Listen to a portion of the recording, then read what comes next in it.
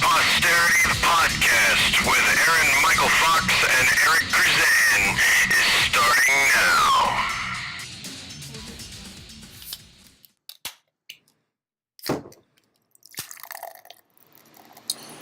You're listening to For Posterity, the podcast with Aaron-Michael Fox and Eric Crusan.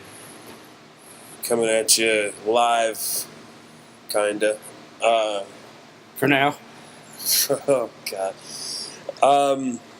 I guess we should take this first moment to clear up why this is episode 10. We are in double digits. Yay! But if you go to look at the archive, you're going to come up... You're going to be really confused. You're going to say, you're going to come up short on the episode count. these guys don't know how to count. We clearly jumped straight from, 7 to 10. It sounds even worse when you say it that way. Yeah. Just say it to yourselves. You'll feel really stupid if you say it out loud. I know I don't feel any brighter. 1, 2, 3, 4, 5, 6, 7, 10. I did it, Daddy. Put that on the refrigerator and pretend you're not disappointed in me.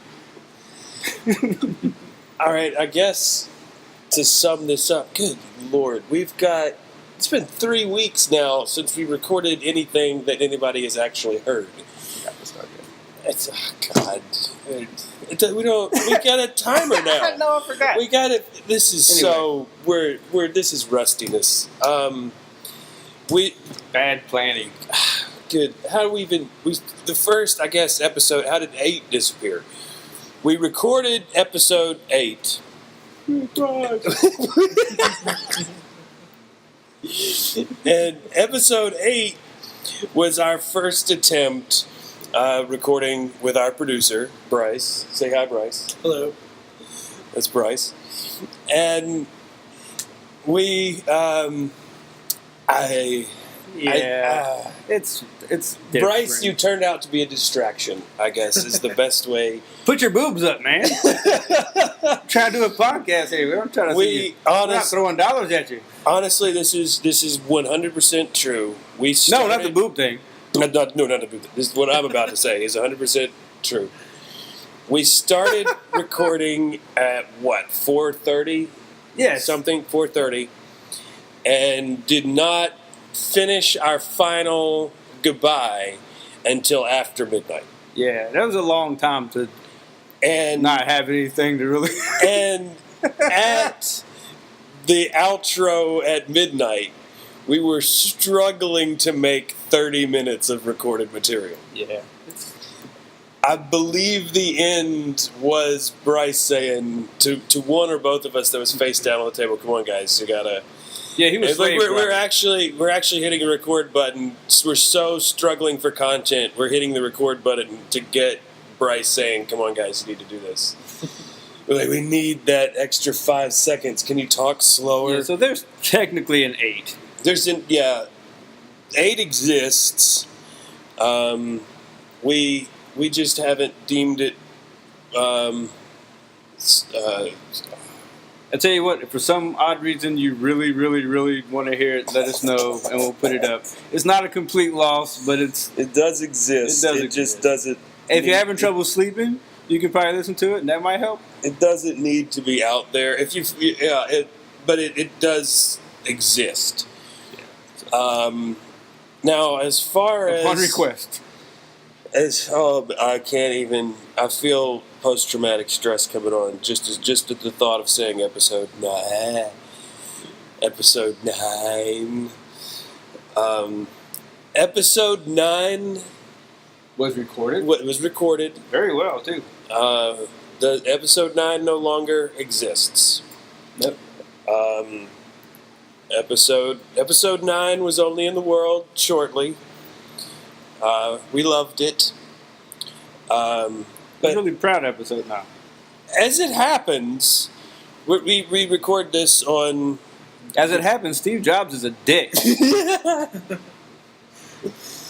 Take that, Jeff. Who's played him in the movie? Jeff... Michael Fassbender. No. old Steve Jobs is in the movie is Jeff from the Newsroom. Jeff Daniels. He's not playing Steve Jobs. He's just in it. Yes. I'm a producer. Fact check this. Steve Jobs was Michael Fassbender. Yes, young Steve Jobs. I'm quite certain they do an actor switch here. We're waiting on our producer to fact check this for us. Unless there's two movies, I feel quite certain. There's two Steve Jobs. Well, I know there's the one with Ashton Kutcher. That's just Jobs. That's technically a movie. Yeah. But I feel quite certain, unless I was. I mean, and now, granted, I guess we should also say this part of the disclaimer. My psychiatrist is altering my medication regimen at the moment. So, things might be. I don't know. I might be messing it up. But I feel quite certain I saw a trailer of some sort with Jeff Goldblum. That's not Jeff. That's not right. Jeff Daniels plays John Scully. Clearly not Steve Jobs. Well, okay. Bryce, you're falling down on the job. You're fired, buddy. I already found it. The co-host. You can stop looking now. We've already explained. Yeah, we got it. The co-host. You just sit back there and say, "Pull your boobs back out." So episode 9 exists. It existed in the ether. Episode 9 is out there. So we had a discussion. Honestly, it was a weird moment. What?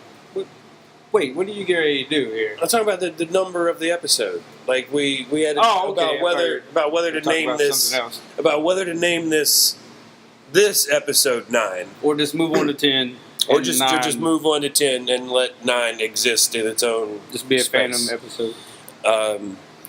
But trust us, it was great. We decided to honor the spirit of episode 9. Rest in peace, episode 9. You will be missed. Somewhere out in space, episode 9 is in a giant sunglass case, orbiting some planet somewhere. I bought 2 plots, one for episode 9 and one for my career. We'll split the cost on episode 9. But, I mean...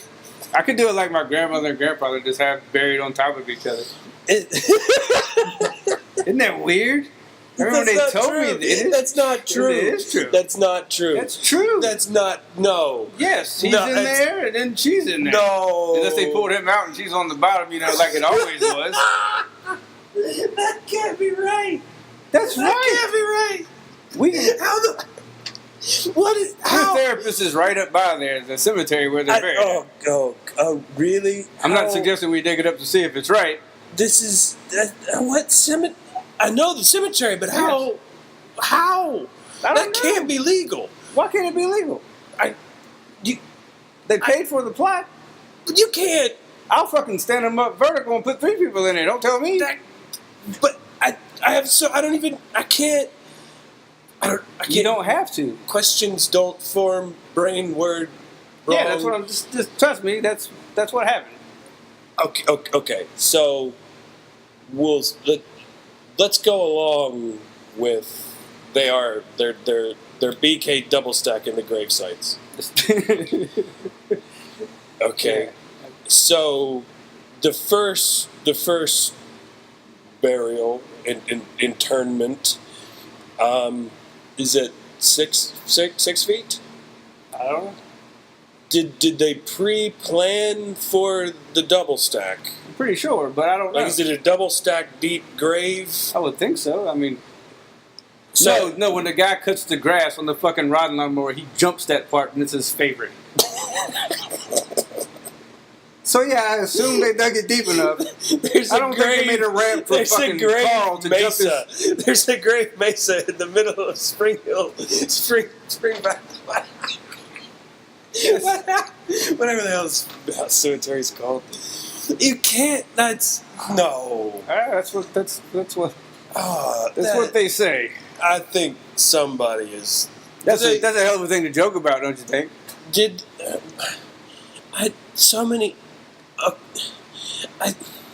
You'll stop trying to talk if you can't do it. First of all, when did this even happen? Is this not recent? My grandmother died in '93, I want to say. And when did? Oh hell, I was really young then. So, I'm very perplexed here. I can't. I never really gave it much thought. Actually, they told me that, and I was like, "All right, cool." About that popsicle. Like,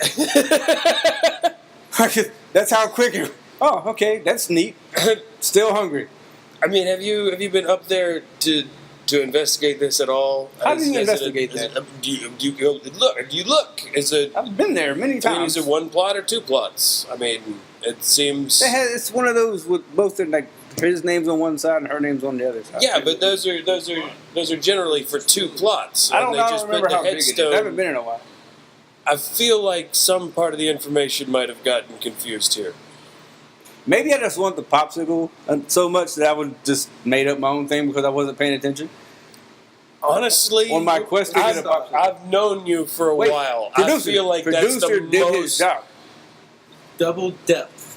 Space for two individuals to be buried, one atop the other. Yep. Oh my God. All right, God. sir.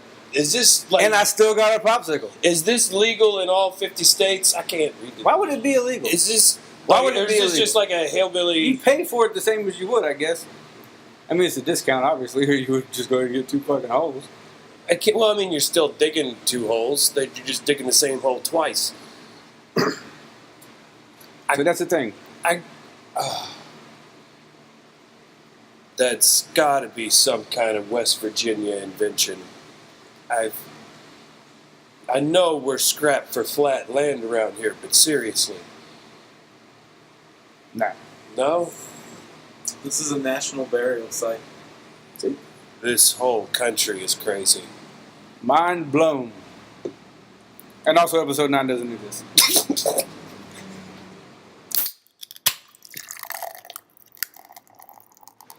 So like we were saying, episode 9 doesn't really exist anymore. It's fallen into it's the myth of last Wednesday. A lot of things from last Wednesday. A lot of stuff. Yeah, there's not a lot that remains, hard drive or brain wise, of last Wednesday. It was the perfect end, in all honesty, to come home to the computer restart screen, knowing that meant that we'd lost everything that we recorded. Because we left out to go to open mic night at Black Sheep, like every other Wednesday, and we just walked out. We didn't hit save. We didn't do anything. We just walked out, and that's what they tell me. Yeah, this is one of those nights. We're bouncing off, like we've both kind of got ideas about the night, but not all of it. So we're kind of. I remember pieces of it, like my brain just cut it out. It's like I was being molested the whole time, and my brain was like, "No, we can't remember that part of it." Like, no, Mr. Cosby. That's not. No. Boo. So between the two of us, we have about 2/3 to 3/4 of the evening reconstructed. Yeah. We know we left out of here. Should we pause for the motorcycle? Nah, fuck 'em. We know we left out of here. We went to Marathon or some gas station for Eric to buy cigarettes. Eric doesn't have an ID, so I go to buy the cigarettes. Apparently, I've left my ID too, so we can't get Eric cigarettes. And we're standing around the corner when a friend of ours drives up. Hey, can you buy cigarettes? So he goes. Sorry. Nothing. You're aware we're recording a podcast right now. Absolutely understand everything. I know you almost died 5 minutes ago on a shot of whiskey that tried to kill you. That was... Oh. That was my body saying, no more of this. You remember last Wednesday? No, this is why. So we could surmise, leave out from the gas station for Black Sheep. We know we made it to Black Sheep. That much that we know. There's video and pictures and everything. Yeah, for you, we have video evidence that you made it. Yes. Which has since been taken offline at my request.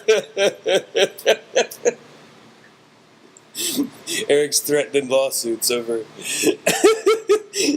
accurately defaming his character. No, because I'm pretty sure that I said, I don't care, put it up. I had a Joe Pesci moment at Shanklin's house. After Black Sheep went to Shanklin's house, and he was putting up all the videos, like when we put yours up, and I was like, had a Joe Pesci, I don't give a fuck, put it up. Like I've never done a set before. I've never been drunk on stage. Like I've never been drunk on stage before. What the fuck is set up? I got no problem. Afterwards, no, I told the same joke three times. And then I watched it the next day, and I'm like, Shank, I know I probably said to put that online, but could you take that down? I didn't make it on stage. I decided I didn't like the vibe of the crowd as soon as I walked in. Well, not as soon as I stood around for a few minutes. I think I made pleasantries for a few minutes. And kind of looked around the crowd and went, no. We should pause for a second for all the people that's listening laughing at you, AMF and pleasantries. Okay, now that you got it out of your system, people, we're back to the story. Yeah. You're right, pleasantries. Yeah, anybody that knows... Actually, I'm glad you said that. Speaking of your pleasantries, good Lord. This is what you told Adam Culver. Oh, no. And I don't know if you remember this pleasantry. I don't know. What did I say? I know that I'm not supposed to like you. I just don't remember why.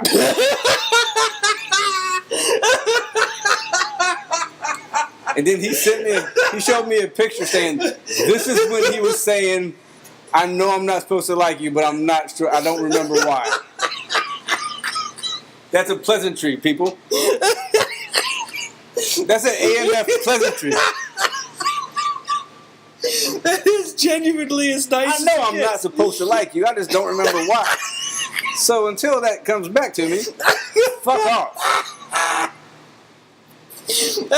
Honest to God, my therapy assignment for this week is I'm supposed to work on my inner monologue, on how I'm not supposed to Now, I'm sure you said it really nice. And here's the thing.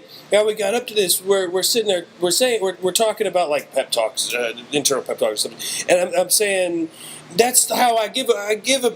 I don't, when I say to myself, time to get up and work. I don't say, oh well, let's get up and go to work, Aaron-Michael. My internal monologue is, get up, you lazy ass. Let's get to work. Let's go. So. My therapist asked me, she goes, well, you don't talk to, like, your open micers that way, do you? And I went, no. Yeah, I kind of do. And she goes, not to the ones you want to come back, do you? Yeah. Oh, did I mention that I talk like that to people who pay to come to my show? Did I mention that I... Spend some money, you cheap asses! Yeah. This place doesn't pay for itself, damn it! We're trying to bring top quality entertainment to this town, and you unappreciative assholes can't even cough over $5 for a cover. Who gives a damn? Yeah, that's pretty much how it goes. To patrons. It concerns me how easy it is to drop back into that. Like I'm still harboring some resentment at people for not spending enough money. I think it's just a natural thing for you. It's like second nature to you. That's the other language you speak. Asshole? Yeah. Like I'm originally from asshole, but I was raised here, but I still know how to speak asshole. It's still my first language. So back to last Wednesday, I cut out a Black Sheep and I pulled the classic Aaron-Michael slip out the door silently, full ninja. Like I just cut out the door, out the round, and I cut down, through the alley. to make sure, like, if anybody leaned out the door, they wouldn't still see me, like, walk in the block to round the corner. I had to cut at the alley. And from what I've texted my friends, a, quote, Arab jumped out from... He didn't text Arab to me. He texted Arab to his white friends, and to me, he just sent a guy in the alley. Like, there was no description of the guy in the alley to me, but to the white friends, he sent Arab. So he wasn't that blackout. But the best part is that I didn't even say, like, it was an Arab or he was an Arab. I just wrote the word Arab. that was all. He was dying. Oh, Arab, alleyway. Like that. And based on the text messages, because I texted this to several people, and everybody asked, what happened, and I texted back, in the moment, we both punched each other and ran off. And that was and in reconstructing this after the fact, we're all reasonably certain that this was not an Arab. I would. It was dark, they all look alike anyway. I would bank on a very tan white person, a light-skinned black guy, a Mexican, or probably even a Pakistani before an Arab, personally, in this scenario. But frankly, we're all pretty sure what happened is some poor fellow was smoking a bowl or a blunt behind the dumpster, was startled by me walking through, stepped out, and we both cartoonishly went, "Wah!" Punched each other in the face and ran off. I can see that happening. We both Bugs Bunny jump up in the air, "Wah!" Run off.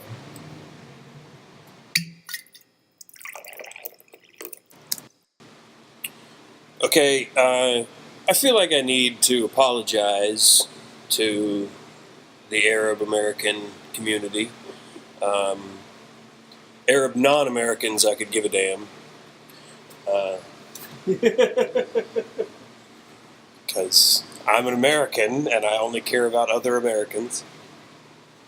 But in regards to my false accusations, or what appear to be false accusations about an Arab jumping out from behind a dumpster at me, I feel that is a deep-seated racial prejudice that I'm working daily to deal with. I've inherited it. I'm working daily to deal with it by texting it to all my white friends. It comes out when I'm drunk. It's one of those things.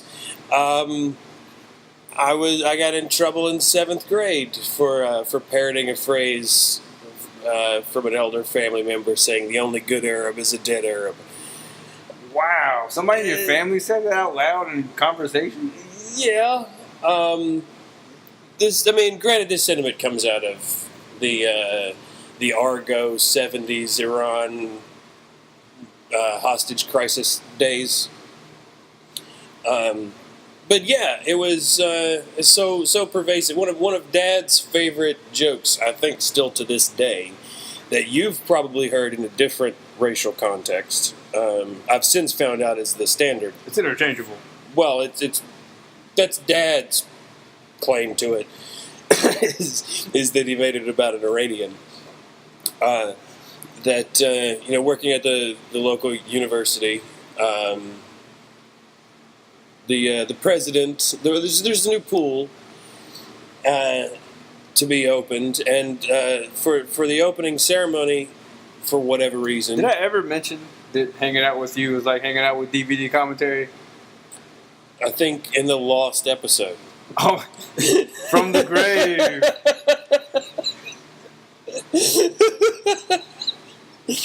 I think episode 9. Yeah, we had an extensive conversation about it.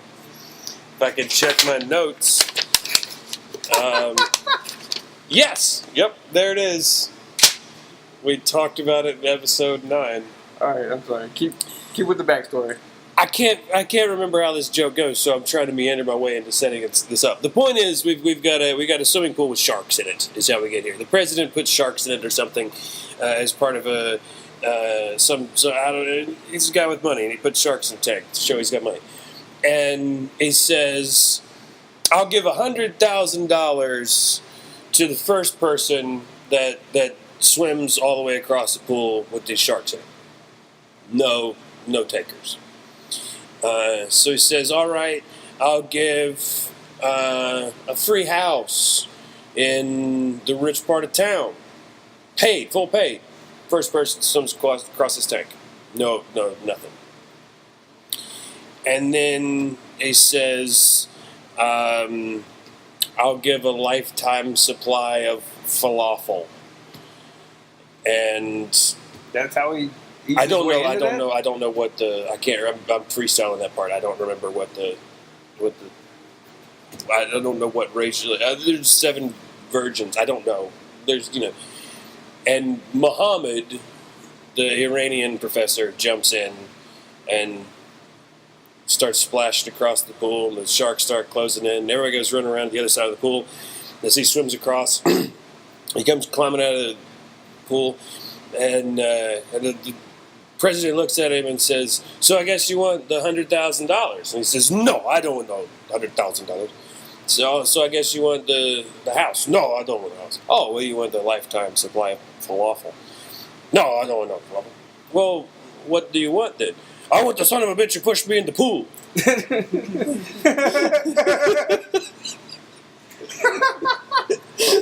I had no idea where that was going.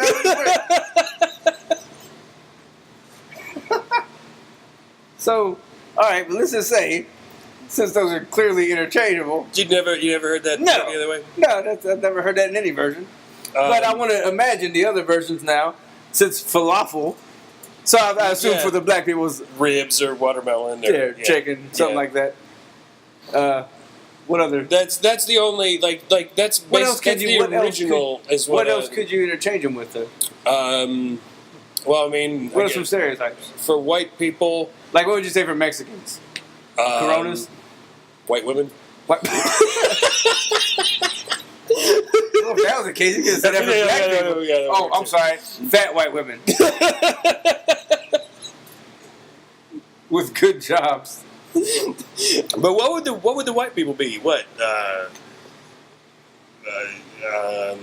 I'll give you.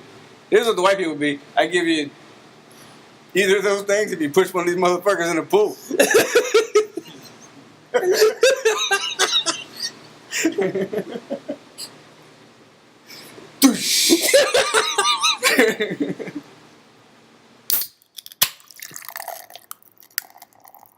Okay, since I'm recycling all of Dad's jokes for this episode, this is another one of Dad's favorites. It's gonna be good. It's a Soviet Cold War era joke. It might not be that good. But we'll modernize it a little bit. Let's say, we'll make it when Putin took over in Russia. There's 3 Americans in Russia when he kicks the Americans out, and there's these 3 Americans that refuse to leave. 2 West Virginians and an Ohioan. You're from Ohio, right? Yes. Okay, so 2 West Virginians and an Ohioan. Just like this room. Wait, no, you're from Florida. Never mind. Yeah, Bryce doesn't count. Okay, so we got 2 West Virginians.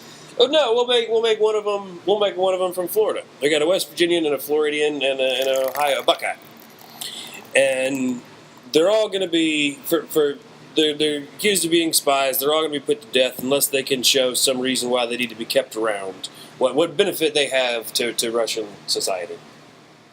And the first guy is from Florida.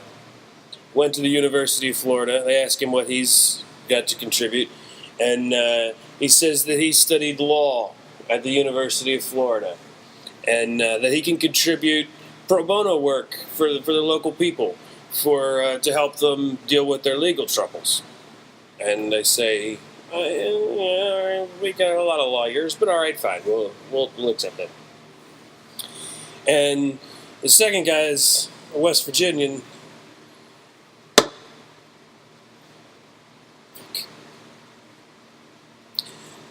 The second guy is from Ohio.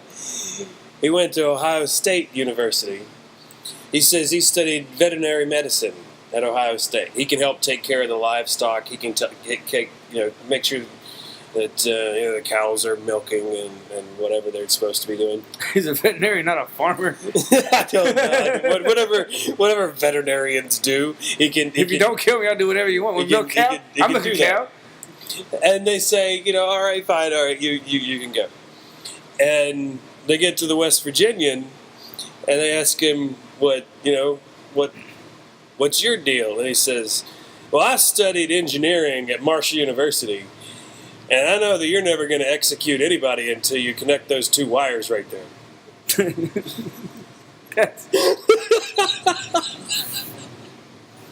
Wow. For Posterity is brought to you by foreign languages.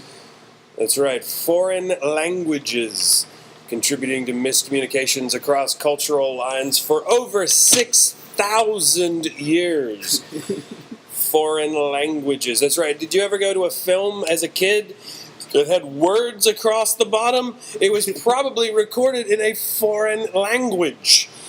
Have you ever been on the subway and overheard other people with a convincing feeling that they are talking about you without knowing what they are saying? All the time. It is probably a foreign language. That's right. Foreign language is helping English-speaking assholes try to sound more intelligent since 1492. So, to finish out episode X... 10. Yeah, I know what that means. I don't think it was. I mean, that's the Roman numeral, but I don't think it was called X. Probably not. It's probably called 10. It's probably called 10.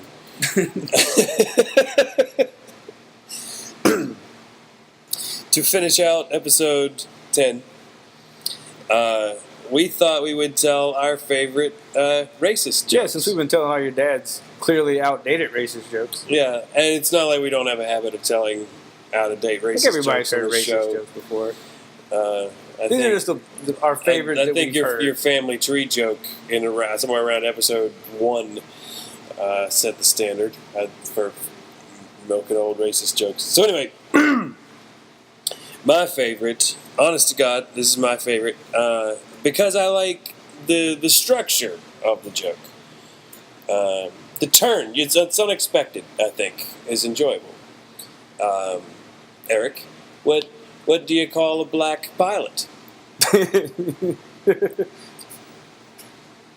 Tuskegee? A pilot, you racist son of a bitch. I am a racist.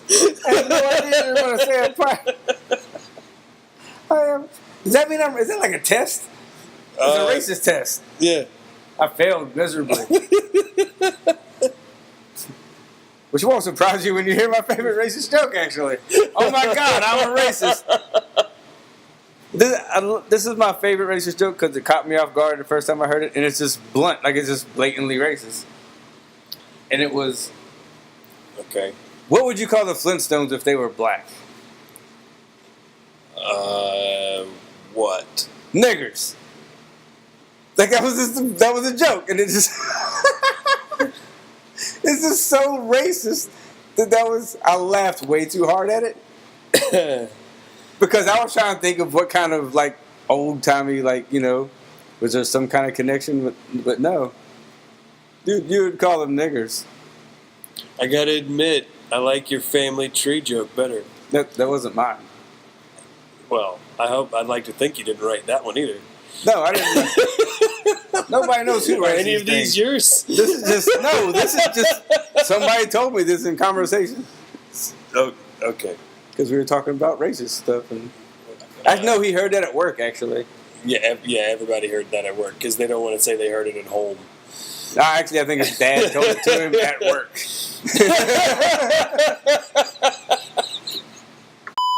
Open that little tea. Oh, that's a lot like tea. It's probably good. All right, shall we? You would have Marshall.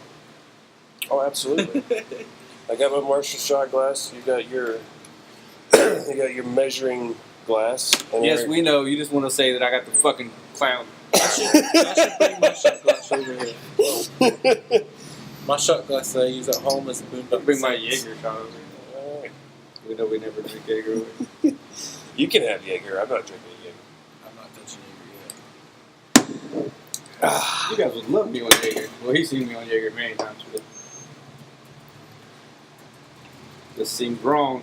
Nope, it's good. Yeah, it actually goes down on this side of the table. It's going down pretty well. Yep. I don't know how to go down on your side of the table. Oh gosh, not quite as good for you.